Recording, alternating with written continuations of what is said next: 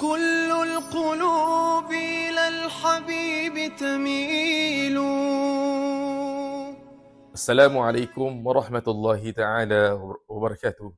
Alhamdulillah wassalatu wassalamu ala Rasulillah wa ala alihi wa sahbihi wa man wala wa ba'du. Alhamdulillah, tuan-tuan, puan-puan, muslimin dan muslimat rahimakumullah, marilah sama-sama kita panjatkan syukur kita kepada Allah Subhanahu wa taala. Masih lagi diberi peluang kita berada di bulan yang mulia. Semoga segala amal ibadah kita diterima oleh Allah Subhanahu wa taala insya-Allah.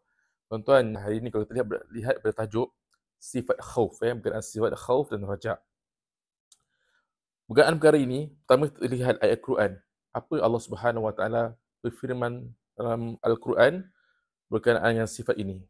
Allah Subhanahu wa taala berfirman, "Fala takhafuhum wa khafuni in kuntum mu'minin." Janganlah kamu takut kepada mereka dan hendaklah kamu takut kepadaku. Wa khafuni. Maksudnya takutlah kamu kepada aku. Itu kepada Allah Subhanahu wa taala, in kuntum mu'minin. Jika kamu benar-benar orang yang beriman. Jadi sifat khauf ini adalah merupakan perintah Allah Subhanahu wa taala yang pada hamba-Nya untuk ada diwujudkan dalam diri mereka. Kenapa? Antaranya, saya kongsikan satu perkara, panduan daripada Imam Al-Ghazali. Bila ditanya bagaimana seorang itu boleh konsisten istiqamah dalam melakukan kebaikan. Maka Al-Imam Al-Ghazali rahimahullah ta'ala beritahu bahawasanya ada dua perkara jadi sebab seorang itu boleh konsisten dan istiqamah dalam melakukan kebaikan. Pertama, dua sifat tersebut adalah yang pertama, sifat khauf, takut kepada Allah Subhanahu wa taala, dan yang kedua ialah raja, iaitu pengharapan, ada pengharapan kepada Allah Subhanahu wa taala. Kita lihat pada sifat khauf. Sifat khauf ini, takutlah sifat takut. Dia adalah bila mana takrif antara ulama beri definisi ialah perasaan yang tidak tenteram dalam hati kita dan rasa bimbang. Perkara yang kita tak suka yang akan berlaku. Itulah antara sifat takut. Maksudnya kita tak suka dan kita takut benda tu berlaku. Jadi sebagai hamba Allah Subhanahu wa taala, takut pada Allah Subhanahu wa taala ini dia kadang-kadang disebabkan dosa. Apabila seorang tu terjebak dalam dosa, mesti ada balasan dia. Kan? Macam kat dunia ni, kita terjebak dalam satu perkara jenayah sebagai contoh yang dilarang dalam undang-undang kita buat, maka di situ ada balasannya. Begitu juga dengan perintah-perintah Allah Subhanahu wa taala dan larangannya, siapa laksanakan dia ada ganjaran daripada Allah, siapa yang tak laksanakannya ada iqab atau pembalasan daripada Allah Subhanahu wa taala. Itu takut disebabkan dosa, dan lagi satu takut disebabkan mengenal Allah. Bila seorang tu belajar ilmu tauhid, kan, maka dia akan lebih dalam mengenal Allah Subhanahu wa taala. Maka ulama mengatakan takut disebabkan mengenal sifat-sifat Allah Subhanahu wa taala, ianya lebih sempurna, lebih baik lagi daripada perkara yang pertama. Walaupun ala kulli hal dua-duanya baik. Itu yang pertama. Yang kedua ialah pengharapan. Kita mengharapkan rahmat daripada Allah. Kita mengharapkan Allah beri kepada kita rahmatnya, pengampunannya dan sebagainya. Itu adalah antara makna pengharapan.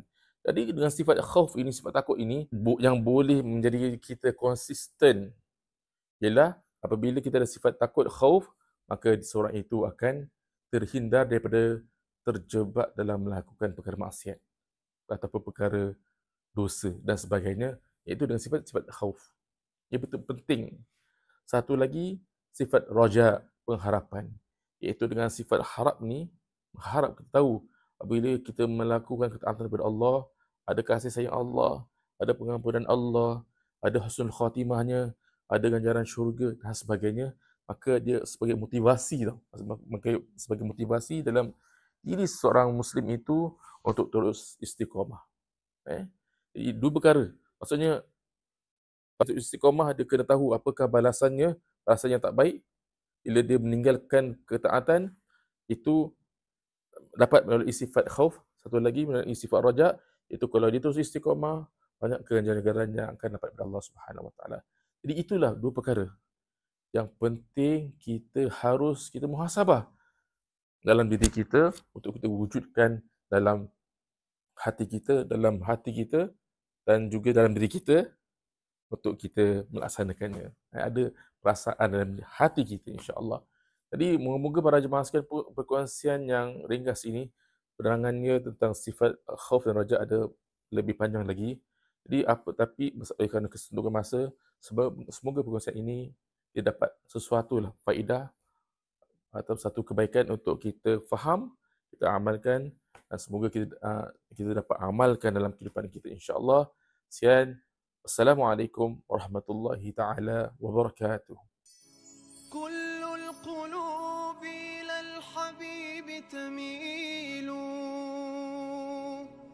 ومعي بهذا شاهد ودليل أما الدليل إذا ذكرت محمدا